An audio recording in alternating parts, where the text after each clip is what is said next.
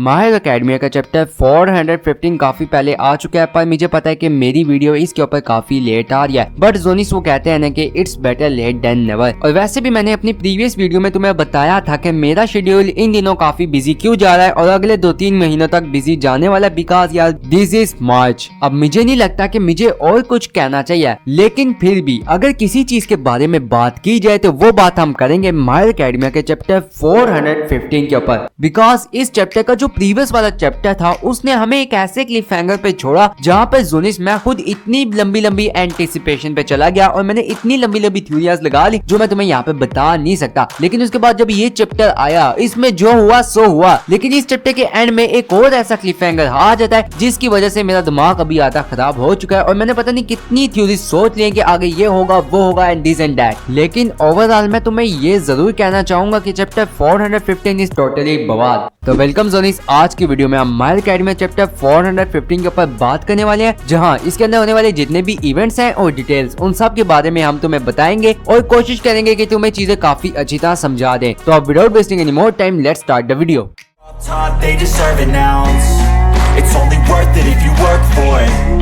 It's only worth it if you work for it. I won't stop till they hear me now. I won't stop till I wear the crown.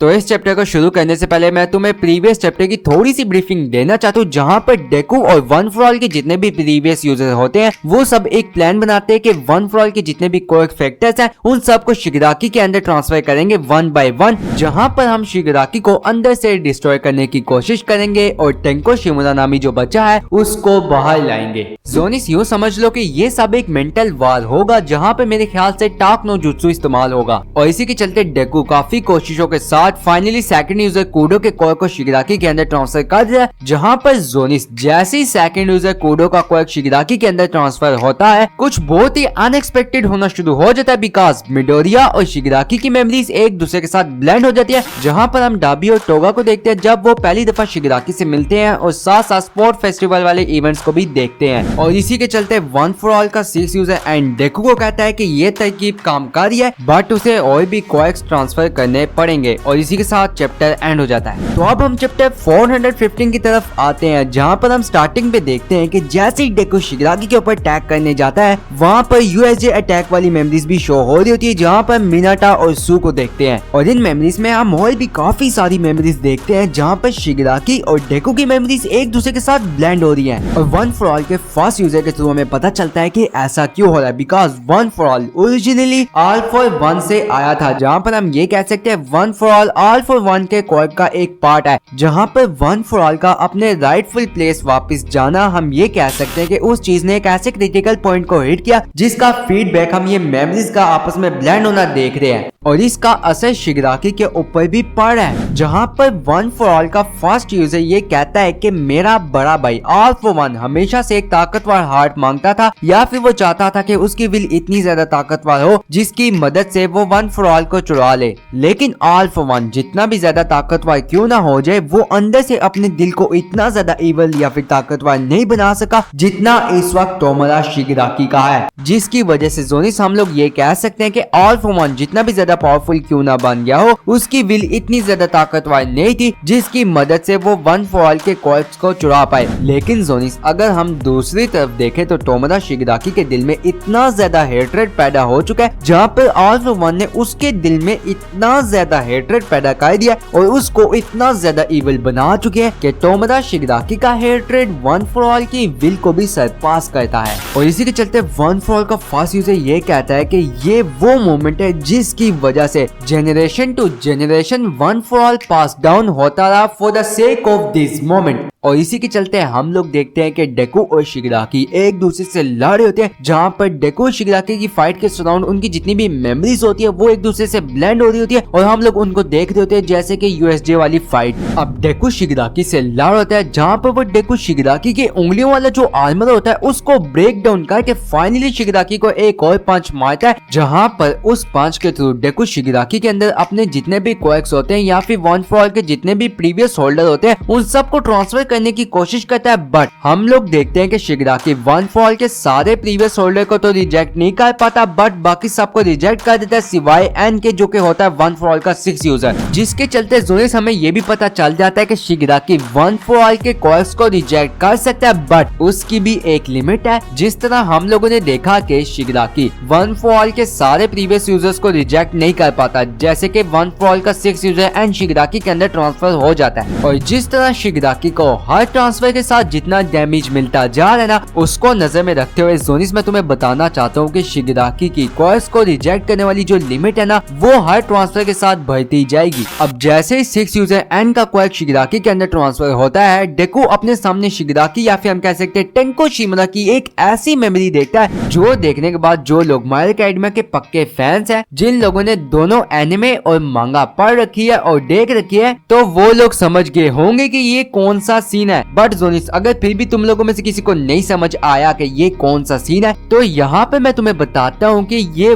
वो scene है जहाँ पर all for one ने टेंको शिमरा का हाथ पकड़ा हुआ है और वो उसे कहीं लेके जा रहा है, और यहाँ पर अभी तक टेंको शिमरा ने गलती से अपने घर वालों को नहीं मारा एक्सेप्ट फ्रॉम हिज फादर, जो कि हमें पता है कि गलती नहीं थी। और मुझे भी पता है कि ऑल फॉर वन टेंको शिमरा को कहाँ पर लेके जा रहा है, लेकिन मैं तुम लोगों से नीचे कमेंट में पूछना चाहूंगा कि अगर तुम लोगों ने माय एकेडमी के प्रीवियस चैप्टर देखे हुए हैं और साथ साथ एनिमे देखा हुआ है, तो तुम्हें पता होगा कि ये सीन असल में है कौन सा। अब इस सीन को देखते हुए डेकू कहता है कि हमारा प्लान काम कर रहा है, इसलिए मुझे वन फॉर ऑल के और भी कोर्स को ट्रांसफर करना होगा। बट अगले पैनल में हम लोग देखते हैं कि शिगराकी अपनी बड़ी बड़ी उंगलियों से डेकू के ऊपर अटैक कर देता है, और इसी के साथ सीन शिफ्ट हो जाता है, जहाँ पर हम देखते हैं कि फ्लोटिंग यूए फाइनली सेफली अर्थ पर लैंड हो जाता है, और इस सब का क्रेडिट जेंटल और बाकी जितने भी लोग होते हैं उनको जाता है, जिसमें सेमेंटॉस भी आता है। अब जैसे कि फ्लोटिंग यूए सेफली अर्थ पर लैंड हो चुका है, जिसकी वजह से मे यूए की परवाह किए बगैर अब फाइनली डेकू की तरफ एक अपना ड्रोन भेजती है, और इसी की मदद से डेकू और शिगराकी की फाइट दोबारा से लाइव हो जाती है, और यूए शेल्टर में दोबारा से लोग इस फाइट को देखना शुरू कर देते हैं, जहाँ पर हम देखते हैं कि एरी, जी हाँ एरी, और वो किसी की तरफ भाग रही होती है, जहाँ पर उसी के साथ चैप्टर एंड हो जाता है। लेकिन इस चैप्टर के एंड होते होते एरी को यूं भागता हुए देख के मेरे दिमाग में एक ही चीज आती है कि एरी शिगराकी और डेकू की फाइट की तरफ भाग रही है, और जैसे कि हमें पता है कि एरी की पावर है रिवाइंड करना, वो किसी चीज लिविंग या नॉन लिविंग थिंग को रिवाइंड कर सकती है, और माय एकेडमी के ग्रेटेस्ट विलन, जहाँ पर किसी सुपर हीरो से लेके या फिर सुपर पावर से लेके सुपर विलन तक उस बंदे का हाथ है, वो है ऑल फॉर वन। उस बंदे का एंड भी सिर्फ इस रिवाइंड की वजह से हुआ है, जहाँ पे मुझे तो अब यही लग रहा है कि जोनिस एरी की पावर है रिवाइंड करना, जो कि मैंने तुम्हें पहले बताया है, और एरी अब जाएगी मिडोरिया और शिगराकी की फाइट में, जहाँ पर किसी ऐसे पॉइंट पर एरी अपनी पावर्स का इस्तेमाल करेगी और मे भी शिगराकी को रिवाइंड कर दे टेंको शिमरा में, बिकॉज हमें ये काफी चैप्टर से इंडिकेट किया जा रहा है कि डेकू बचाएगा टेंको शिमरा को,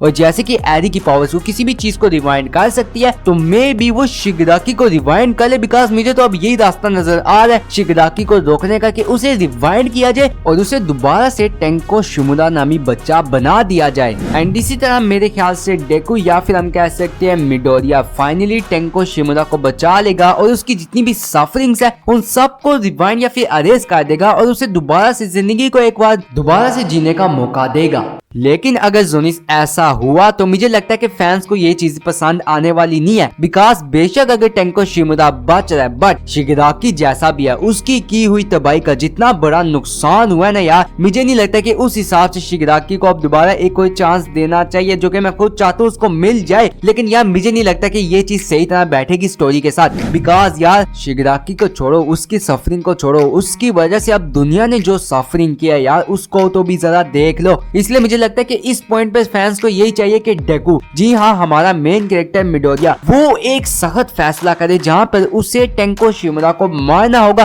बिकॉज जिस तरह नाना शिमरा ने कहा कि टेंको शिमरा को सिर्फ एक ही तरीके से बचाया जा सकता है, वो है टोमोरा शिगराकी को मार के। और इसी वजह से मुझे ये लगता है कि अगर यहाँ पे एरी को शो किया गया है तो एरी को मेरे ख्याल से भेजना चाहिए डाबी वाली तरफ, जहाँ पे वो डाबी के जितने भी वुंड्स है उसको रिवाइंड करे, बिकॉज यार जोनिस डाबी यहाँ पे बिल्कुल मौत के घाट पर आ चुका है, कुछ सांसें लेगा, कुछ सेकंड तक वो जिंदा रह सकता है, बट उसके बाकी देर जिंदा रहने के कोई चांसेस नहीं है। इसलिए मुझे लगता है कि एरी डाबी के पास जाए, जहाँ पे वो डाबी के जितने भी वुंड्स हैं उन सबको रिवाइंड कर दे, बिकॉज डाबी का जिंदा रहना, उसका जिंदा रह के जेल में अपने गुनाहों गुनाहों की सजा काटना, ये चीज स्टोरी के साथ बैठती है। बट दूसरी तरफ तोमरा शिगराकी या फिर टेंको शिमुरा, उसको एरी के थ्रू बचाना और जिंदा रखना यार, और लाइफ में एक और मौका देना, ये चीज मुझे बिल्कुल समझ नहीं आ रही। जहाँ पर ना ही ये चीज स्टोरी के साथ सही तरह बैठेगी और ना ही ये चीज फैंस को पसंद आएगी। इसीलिए मुझे लगता है कि मैं डाबी वाले ऑप्शन को पिक करूंगा। बट ओवरऑल जो भी होगा वो हमें अगले चैप्टर में ही पता लगेगा।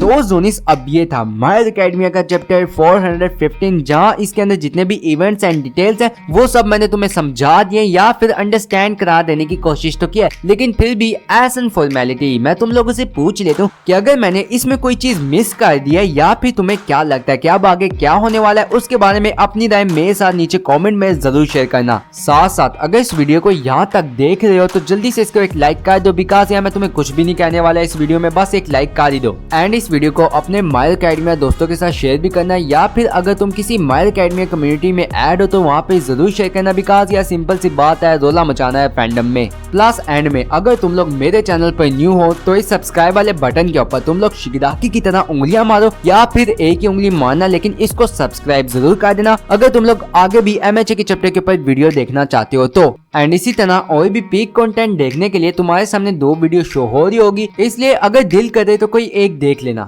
तो अब इसी के साथ मुझे दो इजाजत, सायोनारा। और डेंजी भोसड़ी के जुजुत्सु काइसेन की स्क्रिप्ट है, टॉयलेट पेपर नहीं है।